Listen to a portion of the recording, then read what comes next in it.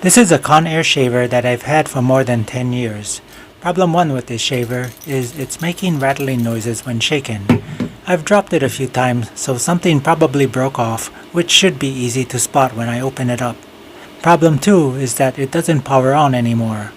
One day it just quit and never powered on again. I bought 2 of these shavers at the same time, so I'm currently using the other one for now. I'd like this one to become my next backup, so I'll see if I can get this one working again.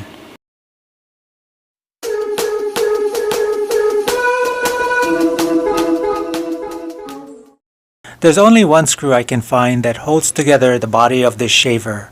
I removed the cutting blade, which pulls off easily by carefully pulling on the blades, exposing 2 more screws of the same size as the external screw. I used my DIY pry pick to separate the body by sliding the pick along the crease. Inside I did find the loose piece making the rattling noises when the shaver was shaken.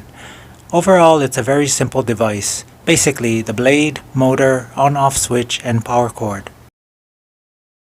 I did find where the loose piece came from. It was pretty easy to find since the broken piece did look like the corner of something, so it didn't take long to notice one of the towers holding the on-off switch was shorter than the rest.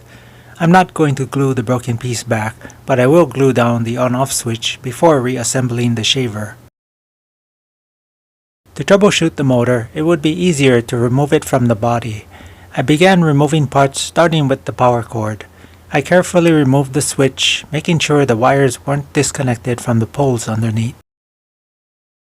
There seemed to be a lot of hair trapped under the switch. Then it got me thinking. There was quite a bit of hair, and I wondered if it could have created a short between the 2 poles under the switch. I cleaned off all the hair, and there was a lot, so a short might be possible. Without reassembling the shaver, I plugged it into a surge protector, and by accident, because I forgot the shaver was already on, the motor started working again. I tried the on-off switch, and that worked fine. I tapped on the motor to make sure nothing jostled loose, and it seemed to be working great.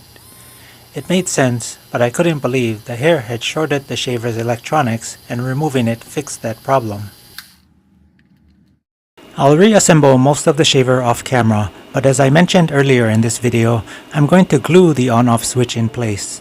I had originally thought to glue it in place for stability, but now I'm making sure to put enough glue to cover up the poles of the on-off switch and protect it from any future ingress of hair. I'm glad to have this shaver working again. The one I'm using now is still fairly new, but it's always good to have a backup. You never know when they'll stop working out of the blue.